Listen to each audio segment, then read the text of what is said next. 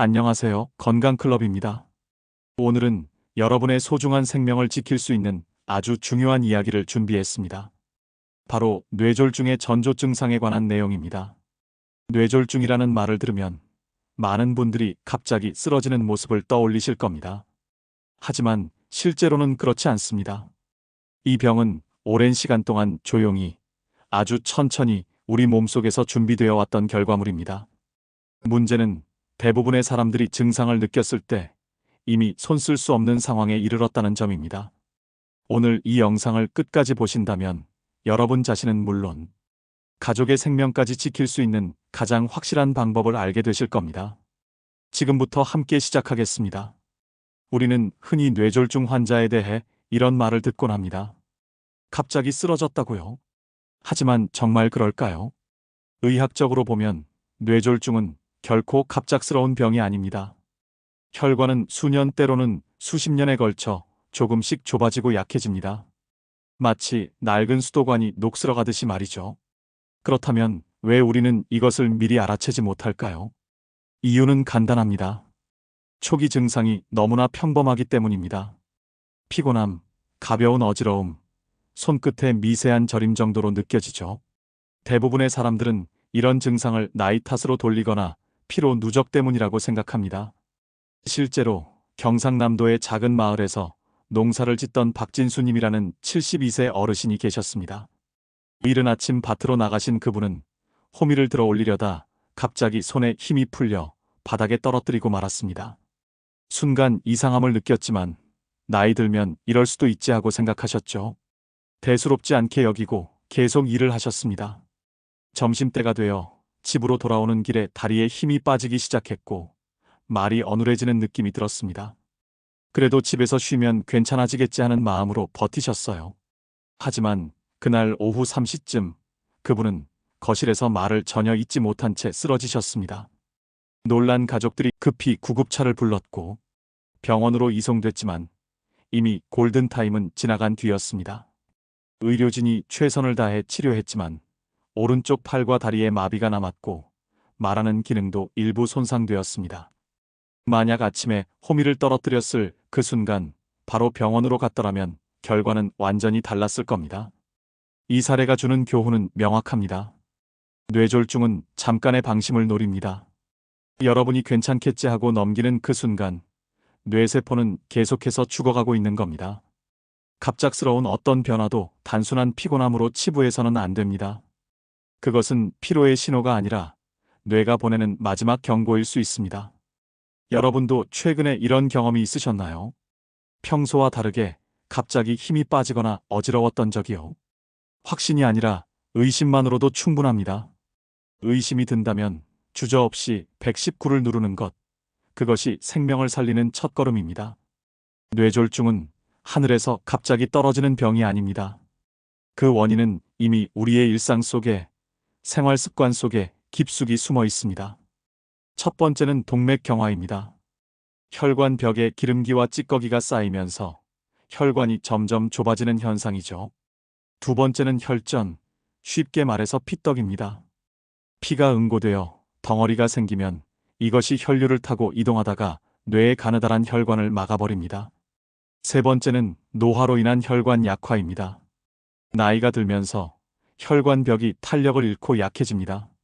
문제는 여기에 고혈압, 당뇨병, 흡연, 과음 같은 위험 요인들이 더해진다는 점입니다. 특히 담배는 혈관을 수축시키고 혈액을 끈적하게 만들어 혈전이 생기기 쉬운 환경을 만듭니다. 제가 기억하는 환자 중에 오성호님이라는 66세 남성분이 계셨습니다. 그분은 30년 동안 버스 운전 일을 하셨습니다. 새벽 첫 차부터 밤늦게까지 운전대를 잡는 고된 일이었죠. 스트레스가 많았고 제대로 된 식사도 거르기 일쑤였습니다. 그리고 한 가지 더 담배를 피우셨습니다. 하루에 한 갑 정도였는데 본인 말로는 담배가 유일한 낙이라고 하셨어요. 건강검진을 받을 때마다 의사들이 금연을 권했지만 쉽지 않았습니다.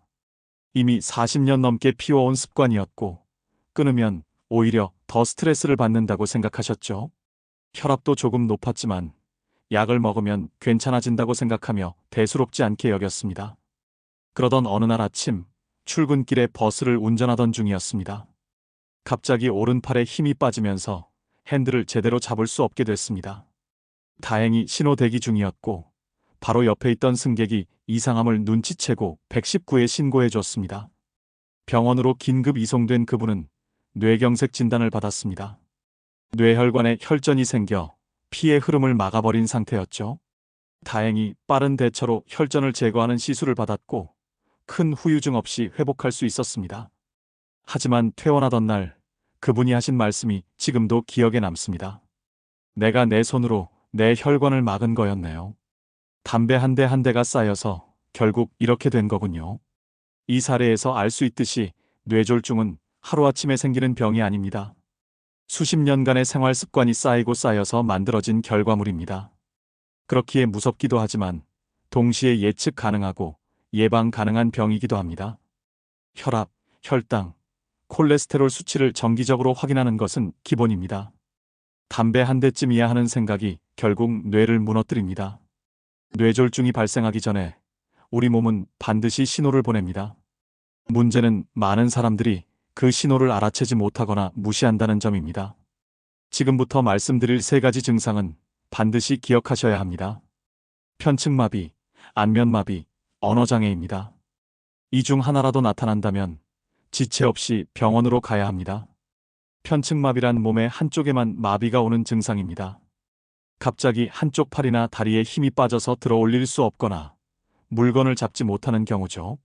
안면마비는 얼굴 한쪽이 마비되어 입꼬리가 한쪽으로 돌아가거나 눈이 제대로 감기지 않는 증상입니다. 언어장애는 말이 어눌해지거나 다른 사람의 말을 이해하지 못하는 상태를 말합니다. 강원도의 작은 읍에 사시는 윤정자님이라는 69세 여성분의 사례를 말씀드리겠습니다. 그분은 평범한 어느 날 아침 늘 하던 대로 가족들을 위해 아침밥을 준비하고 계셨습니다. 반찬을 담으려고 젓가락을 들었는데 갑자기 손에서 툭 떨어졌습니다. 이상하다는 생각이 들어 다시 집으려 했지만 손에 전혀 힘이 들어가지 않았습니다. 처음에는 손목을 삐끗했나 싶었습니다. 하지만 곧 왼쪽 팔 전체에 힘이 빠지는 느낌이 들었죠. 뭔가 이상함을 느낀 그분은 화장실 거울을 들여다봤습니다. 그런데 거울 속 자신의 얼굴이 이상했습니다. 왼쪽 입꼬리가 아래로 축 처져 있었고 웃으려고 해도 한쪽만 올라갔습니다. 당황한 그분은 남편을 불렀습니다. 여보, 내가 이상해요. 하지만 말이 평소처럼 나오지 않았습니다. 발음이 어눌하고 단어가 제대로 떠오르지 않았죠. 다행히 남편분이 빠르게 상황을 파악했습니다. 얼마 전 지역 보건소에서 뇌졸중 예방 교육을 받았던 게 기억났던 겁니다. 편측마비, 안면마비, 언어장애 3가지가 모두 나타나고 있었습니다. 남편은 주저없이 119에 전화를 걸었습니다. 증상이 시작된 지 1시간도 채 되지 않아 응급실에 도착할 수 있었습니다. 병원에서는 즉시 뇌 영상 검사를 했고 뇌혈관이 막힌 것을 확인했습니다. 골든타임 안에 도착했기 때문에 혈전을 녹이는 약물 치료를 바로 시작할 수 있었습니다. 치료 후 몇 시간 만에 마비 증상이 호전되기 시작했고 이틀 뒤에는 거의 정상으로 돌아왔습니다. 이 사례가 보여주는 것은 명확합니다. 몸이 보내는 신호를 알아채고 빠르게 대응하면 완전한 회복이 가능하다는 것입니다. 갑자기 한쪽 몸에 힘이 빠지거나 얼굴이 한쪽으로 돌아가거나 말이 어눌해진다면 절대 망설이지 마십시오. 그것은 뇌가 보내는 명확한 경고입니다. 여러분도 지금 거울 앞에 서서 자신의 얼굴을 확인해 보세요. 양쪽이 대칭인가요? 매일 아침 세수할 때 거울로 자신의 얼굴을 관찰하는 습관을 들이시면 좋습니다. 작은 변화도 놓치지 않는 것이 중요합니다. 뇌졸중 치료에서 가장 중요한 것은 시간입니다. 증상이 시작된 후 3시간. 이것이 회복의 운명을 가르는 골든타임입니다. 왜 3시간일까요? 뇌세포는 산소와 영양분 공급이 끊기면 매우 빠른 속도로 죽기 시작합니다. 연구에 따르면 뇌졸중 발생 시 1분마다 약 190만 개의 뇌세포가 손상된다고 합니다. 상상해 보십시오. 지금 이 순간에도 여러분이 조금 쉬면 낫겠지 하고 버티는 그 시간 동안 수억 개의 뇌세포가 죽어가고 있는 겁니다. 그리고 한 번 죽은 뇌세포는 다시 살아나지 않습니다. 경북의 한 농촌 마을에 사시는 김명수님이라는 74세 어르신의 경우를 말씀드리겠습니다. 그분은 저녁 식사를 마치고 텔레비전을 보다가 갑자기 어지럼증을 느꼈습니다. 방이 빙글빙글 도는 것 같았고 일어서려니 중심을 잡기가 어려웠습니다. 하지만 그분은 대수롭지 않게 생각하셨습니다. 나이 들면 가끔 어지러울 수도 있지, 하룻밤 자면 괜찮아지겠지 하는 생각이었죠. 가족들이 병원에 가보자고 했지만 밤에 구급차 부르기도 그렇고 괜히 소란 피우기 싫다며 거절하셨습니다. 그렇게 하룻밤을 보내고 다음날 아침이 되었습니다. 그런데 깨어보니 상황이 심각했습니다. 오른쪽 팔과 다리가 전혀 움직이지 않았습니다. 말을 하려 해도 발음이 제대로 나오지 않았습니다. 놀란 가족들이 급히 119에 신고했고 병원으로 이송됐지만 이미 증상 발생 후 12시간 이상이 지난 상태였습니다.